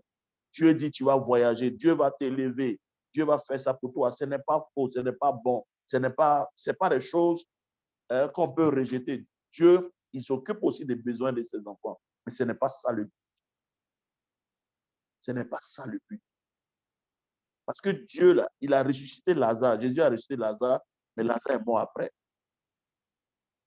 Donc, Dieu s'occupe plus de là où tu vas partir après ta mort que de te donner des choses. Et souvent, même Dieu peut refuser de te donner certaines choses. Ça ne change pas son statut de Dieu. On va prier ce soir.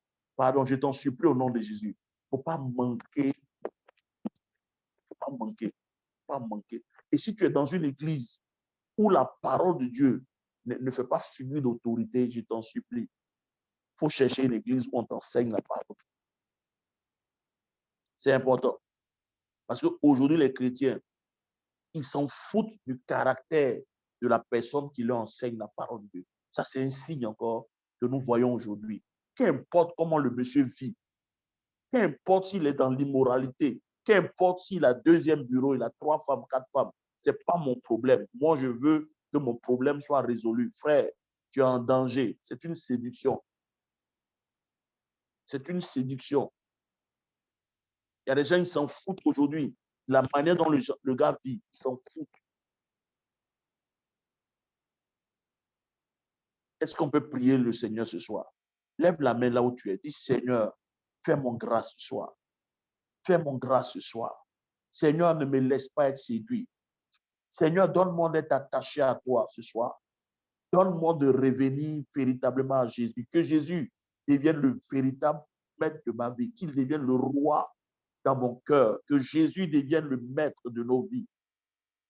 Qu'il nous conduise dans sa volonté parfaite. On va prier ce soir. Je veux que tu élèves la voix là où tu es. Dis, Seigneur, pendant ce séminaire sur l'école de l'esprit, ouvre mes yeux. Donne-moi le discernement, Seigneur. De discerner entre le faux et le vrai. Nous sommes à la fin des temps, Seigneur.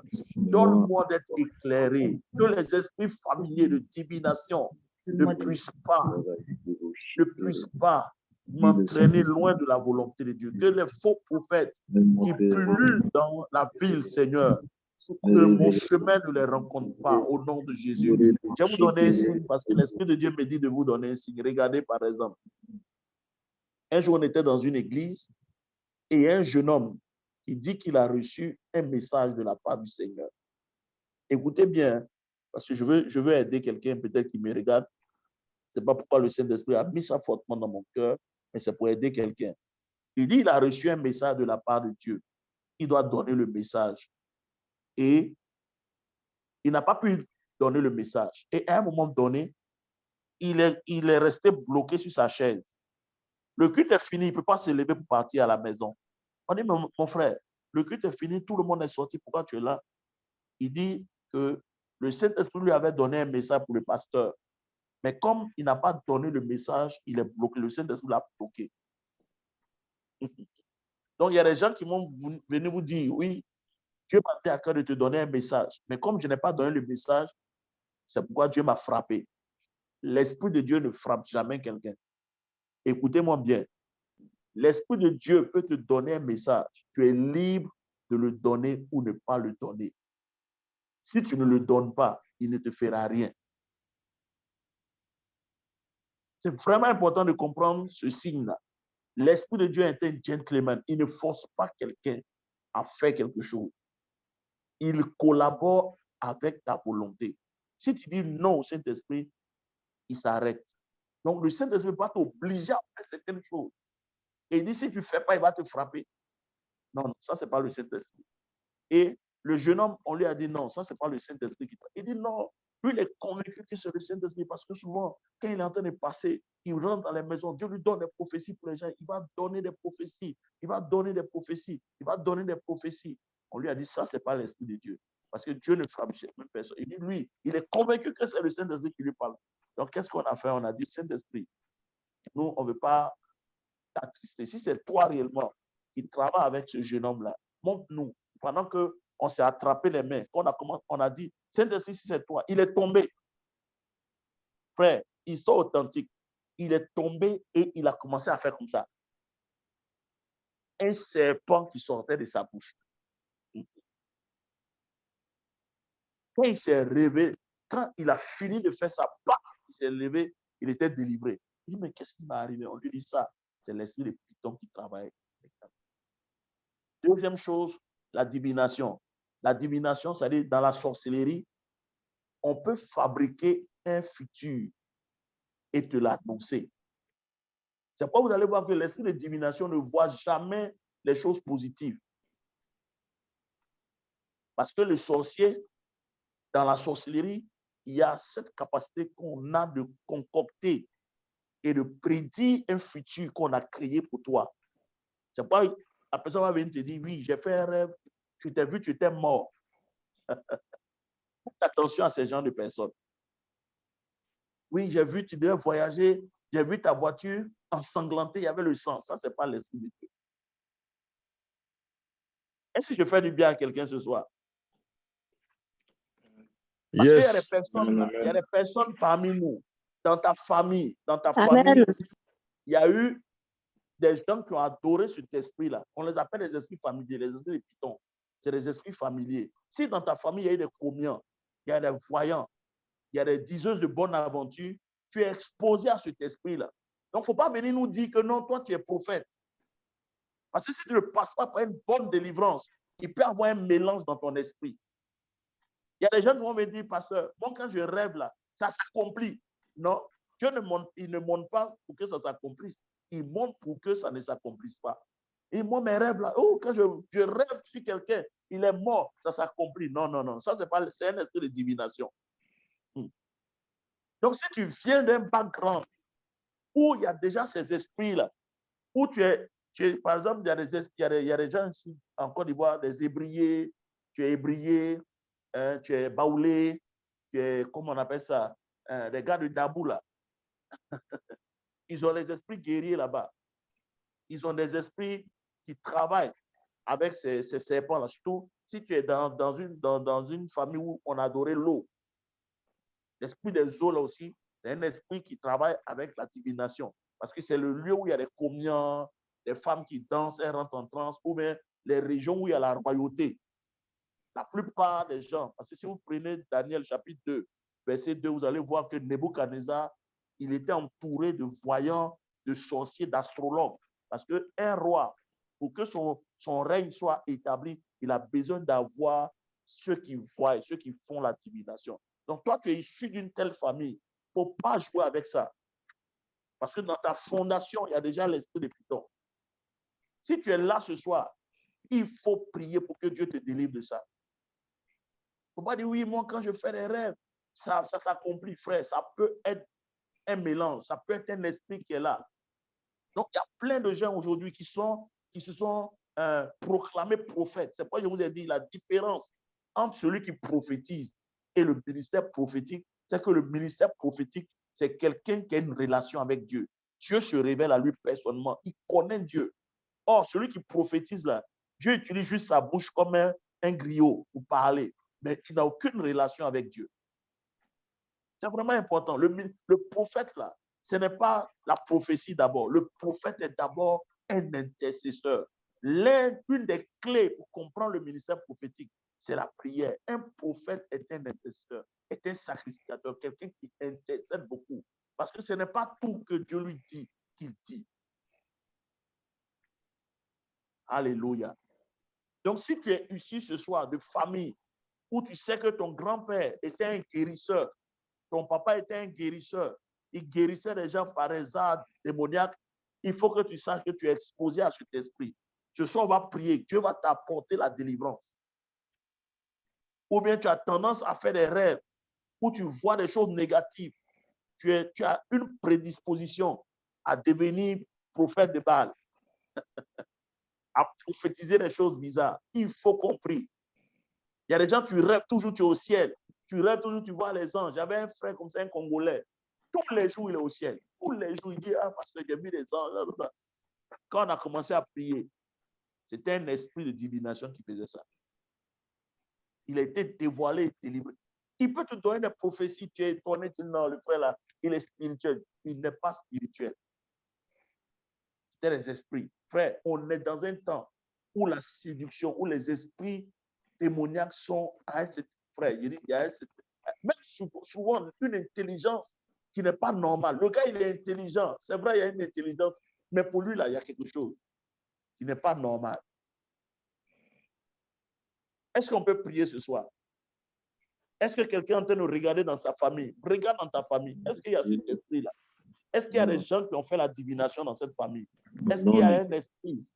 Souvent chez les BT, dans la région de l'Ouest en Côte d'Ivoire, il y a ces esprits-là. Il y a ces esprits-là. Elles sont là comme ça, elles tremblent. Elles ont l'esprit, on dit même les gars de Divo, dans la région de Baye, les Zrégui. Mais je dis, on n'est pas connu Docteur Z, on l'appelait Docteur Z. Il peut te regarder comme ça et puis te faire ton historique prophétique, mais en fait, c'est un esprit de mort. Quelqu'un est mort dans sa famille et l'esprit de mort là est rentré en lui. Le mort là est rentré en lui et c'est parce que mort là, lui, fait des prédictions. Frère, je vous dis, on est à la fin des temps. Faites très attention avec ce qu'on est en train de dire parce qu'il y a plein comme ça dans la vie. Plein dans la vie. Il peut t'arrêter et puis il va te dire des choses. Mais en fait, la notion de pasteur ou prophète qui met devant ne veut rien dire. Si tu n'as pas bâti un système qui te protège, pour discerner, comme on l'a vu lundi passé, le discernement, lui te permet de savoir la source de l'esprit qui est derrière la parole que le monsieur est en train de donner. Si tu n'as pas cet esprit-là qui travaille en toi, le Saint-Esprit, qui t'aide à voir la source, frère, tu vas être séduit. Et le problème, ce n'est pas d'avoir un miracle. Le problème, ce n'est pas qu'on te dise tu as eu ça, tu as eu ça, tu as eu ça, où Dieu va faire. Non. Dès l'instant où tu te connectes à ce personnage-là, où tu te connectes à cette parole, tu es exposé à la possession démoniaque. Tu ouvres les boulevards dans ta vie et Satan peut rentrer dans ta vie et bousiller ta vie.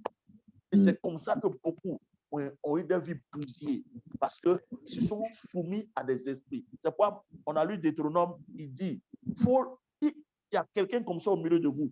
Il faut prier même pour qu'on le tue. Il faut l'estirper du milieu de vous. Parce que c'est un esprit qui est dangereux. Il va te séduire, il va te faire quitter la voie du Seigneur. C'est comme ça que les gens comme les Mahomet, aujourd'hui, sont près d'1 milliard dans l'islam.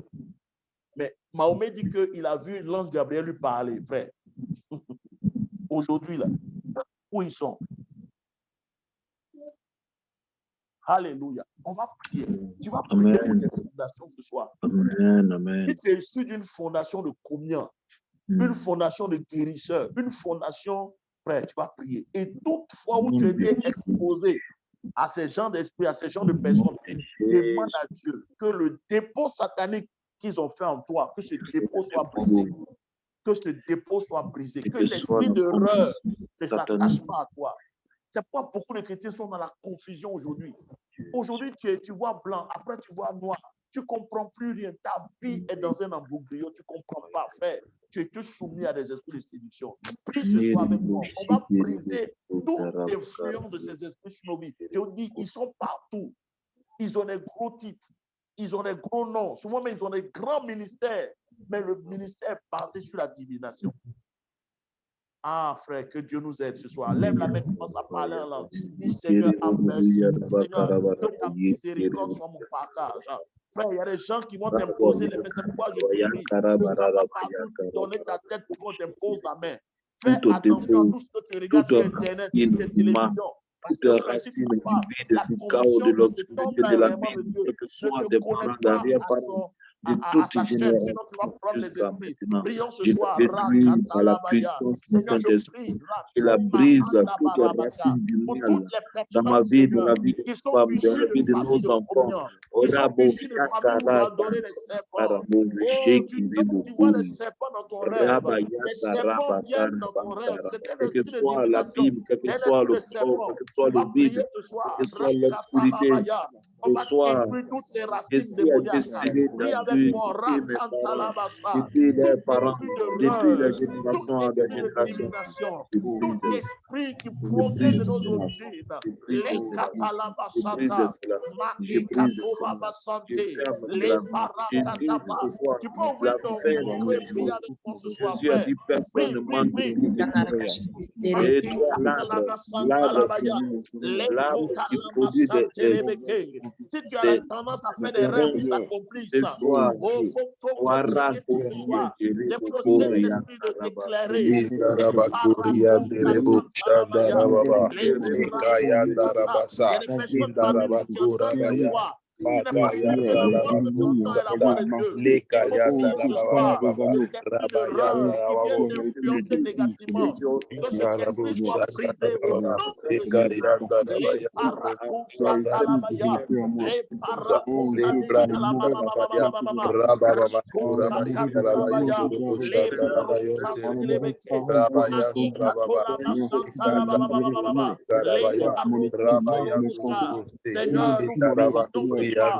la puissance du Saint-Esprit, dans la puissance du sang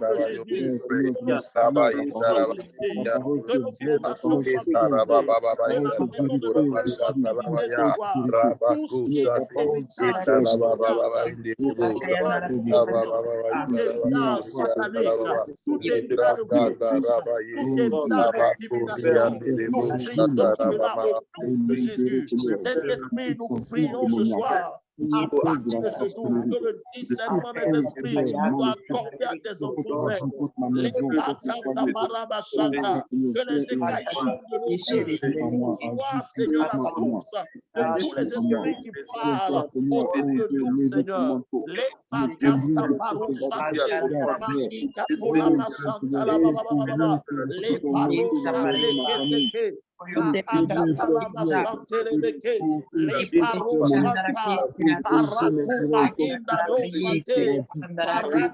reçois la liberté, reçois la délivrance ce soir de toute pression démoniaque, tout esprit de rôle qui veut te conduire dans l'erreur, qui veut te donner de fausses visions, qui veut te donner de fausses prophéties, que ces esprits soient sortis de ta vie, que le sourd soit brisé, que le passé soit déraciné, les conflits, les Saint-Esprit, préserve tes enfants, libère tes enfants, nous sommes à la pénétrance de la séduction, ne soit pas notre partage. Oh, que l'esprit d'erreur ne soit pas notre partage, c'est-à-dire sonder les esprits. Seigneur, donne-nous de sonder les esprits, donne-nous, oh Père, de ne pas donner foi à tout ce que nous entendons, à tout ce que nous voyons aujourd'hui, Seigneur. Donne-nous, baptême-nous cet esprit, et système, oh Père, qui nous immunise, Papa, de tout ce qui est séduction, de tout ce qui est mensonge, de tout esprit d'erreur. Donne-nous de discerner, Seigneur, ce qui est de toi et ce qui n'est pas de toi. Là où il y avait la gloire du mal, là où il y avait la gloire du mal, là où il y avait on va prier ce soir. On va faire un sujet de prière. Je vais m'appeler sujet de prière. Deuxième sujet de prière, tu vas prier, frère. Tout ce qui a été fait dans ta famille qui est scellé. Car il a dit, toute situation qui est perdue dans ta vie où il y a un assaut démoniaque. ce soir, tu vas prier ce soir. Que le son soit brisé. Et depuis des générations. Le témoignage de la sœur, elle m'a dit que quand on a fini la prière, elle est venue à la maison dormir. Pendant qu'elle dormait, elle a vu un chien qui était couché autour d'elle, à côté d'elle. Et dans le rêve, elle s'est réveillée. Mais toujours étant en train de dormir, elle s'est vue dans le rêve qu'elle dormait, elle a vu un chien à côté d'elle. Et quand elle s'est réveillée, elle a commencé à prier. Dans le rêve, elle priait. Le chien a disparu. Et à un moment donné, elle s'est retrouvée dans un autre lieu où il y avait du sable. Et l'esprit lui a dit, il faut creuser. Elle a creusé. Et à un moment donné, elle a trouvé comme une carapace où il y avait des écritures bizarres. Elle a commencé à prier. Et elle dit, pendant qu'elle priait, une voix lui a dit, tu viens de découvrir un secret. À partir de ce jour, ta vie est libre. Amen. On va prier ce soir, frère. Tout ce qui est caché, tout ce qui a été fait dans la sagesse démoniaque et qui est codé, qui fait que ta vie n'avance pas, qui fait que ta vie tourne en rond. Il y a un code que les sorciers ont mis sur cette famille-là. Tu vas prier. Dieu va te révéler cela ce soir. Après cette prière, tu vas aller dormir. Il y a des domaines de ta vie où tu ne comprends pas. Tu n'arrives pas à maîtriser ces domaines-là. Dieu va ouvrir le voile ce soir au nom puissant de Jésus. Que tout voile, répète après moi, que tout voile satanique soit brisé. Que tout voile satanique soit brisé. Que tout sceau qui a été placé sur ma vie et sur ma destinée, C'est sur ma vie, sur ma destinée. depuis la maison de mon père et depuis la maison de ma mère, La maison de mon père, depuis la qui maison travaille de mon contre mon progrès, qui travaille qui travaille contre ma destinée. Ce Travaille soir, par le sang de Jésus, je prie ce sceau au nom de Jésus.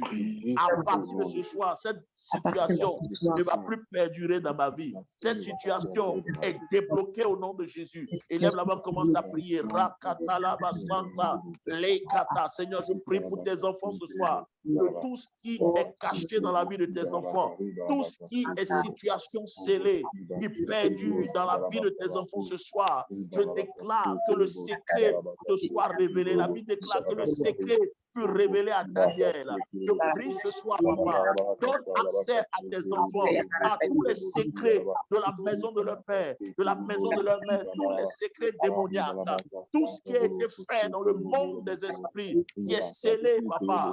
Oh Seigneur, qui fait que, papa, tes enfants font des rêves, mais ils oublient ces rêves-là, papa. Ils font des rêves et les rêves sont confus. Oh Père, je prie que le voile soit ôté, que ce sceau démoniaque soit brisé, car la Bible déclare que tu ne nous as pas donné un esprit, oui, du monde, mais tu nous as donné ton esprit qui sont toutes choses pour connaître tes secrets. Cet esprit, j'active ce soir ta puissance dans la vie de tes enfants et que tout ce qui est mystère dans les vies, tout ce qui est mystère démoniaque soit brisé, soit dévoilé, soit cassé. Rabashatalabaya. Toute oppression, je parle à une personne, tu es opprimé et tu ne comprends pas d'où viennent les oppressions. Malgré les jeûnes et les prières que tu fais, tu continues à être opprimé. Ce soir, je prie ce soir pour toi. Je déclare que cette oppression prend fin maintenant même au nom de Jésus-Christ. Tout esprit caché, tout ce qui a été fait dans le secret pour bloquer ta vie, pour t'opprimer et t'oppresser, je commande maintenant que ce jour soit brisé, que ce secret soit dévoilé et que la liberté soit ton partage au nom puissant de Jésus-Christ. Merci Seigneur pour ta grâce. Merci Seigneur pour ta faveur. Rabba Santa Labaya, les Kotoloko Santé. On va faire la dernière prière ce soir. Tu vas prier pour tous les jours et les mois et les mois de l'année 2023. Tout ce qui a été fait, la Bible dit Aman a consulté pour chaque jour et l'a consulté pour chaque mois. On va prier ce soir. Tout ce qui a été fait durant cette année 2023. Tout ce qui est caché dans les jours, tout ce qui est caché dans les mois, applique le somme de Jésus. Toute grossesse satanique qui attend, tout malheur qui attend, qui est tapis dans les mois de l'année pour se manifester. Ce soir, nous déclarons, nous avortons ces situations, nous avortons ces maladies, nous avortons ces problèmes au nom de Jésus. Prions le Seigneur. C'est le dernier sujet. Rabba Santa, les Katalaba. Seigneur, je prie pour tes enfants. Tout ce qui est caché dans cette année 2023. Tout ce qui est caché dans les mois, tout ce qui est caché dans les jours, papa, tu nous as établis afin de déraciner, afin d'abattre, afin de détruire. Je détruis, Seigneur, tout ce qui a été programmé durant ces mois à venir. Seigneur, dans les jours comme dans les nuits, dans les semaines, dans les heures, comme dans les minutes et les secondes, tout ce qui est caché, tout ce qui est programmé, tout ce qui est maladie, tout ce qui est mort subite, tout ce qui n'est pas de toi, Seigneur, nous détruisons cela au nom de Jésus-Christ et nous libérons ton peuple ce soir. Nous déclarons la victoire au nom puissant de Jésus.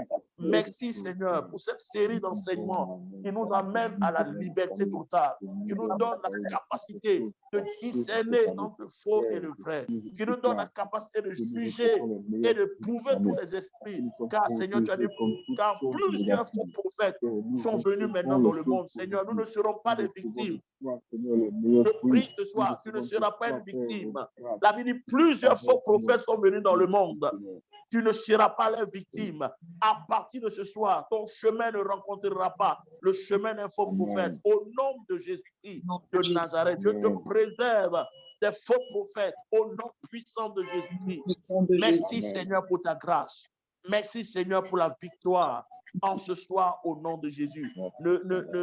N'oublie pas, invite plusieurs personnes pour la semaine prochaine, frère. Lundi prochain, je vais te donner les 5 aspects, frère. C'est un enseignement qui est fou. J'ai dit, on ne pourra plus te séduire, on ne pourra plus te tromper.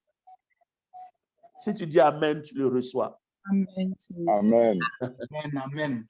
Amen, Dieu amen, va être ta amen. lumière. Le Saint-Esprit va t'éclairer, frère. Tu vas te rendre compte que marcher avec Jésus est mieux. Amen. Tu ne seras pas la victime. Tu ne Amen. seras pas la victime. Ce n'est pas possible. Tu ne seras pas la victime de ces personnes. Je dis, tu ne vas plus courir de prophétie en prophétie. Tu seras attaché à ton homme de Dieu que tu connais. Il y a des hommes de Dieu, tu les connais, tu les as vus grandir devant toi. Tu connais sa femme, tu connais sa vie. Frère, vaut mieux t'asseoir là-bas et puis avancer tranquillement. Même s'il ne dit pas ainsi par l'Éternel, frère, ce n'est pas grave. Apprends auprès de lui la parole de Dieu. Grandis dans la parole. Dieu qui est dans sa parole va se révéler à toi. Je ne dis pas qu'il n'y a pas de vrais prophètes. Il y a des vrais prophètes, mais on verra comment on peut discerner que lui, là, c'est un vrai prophète. Et lui, là, c'est un faux prophète. Que Dieu vous bénisse. J'étais très content de partager ce moment avec vous. Et on se voit lundi prochain. Amen. Amen. Shalom, shalom. Et à ton voisin, à lundi prochain. Amen. À lundi, Dieu vous À bénisse. lundi prochain. À lundi, pasteur, Dieu vous À bénisse. lundi prochain, Dieu vous bénisse. Amen. Amen. Amen. Dieu vous bénisse. Amen. Amen. Amen.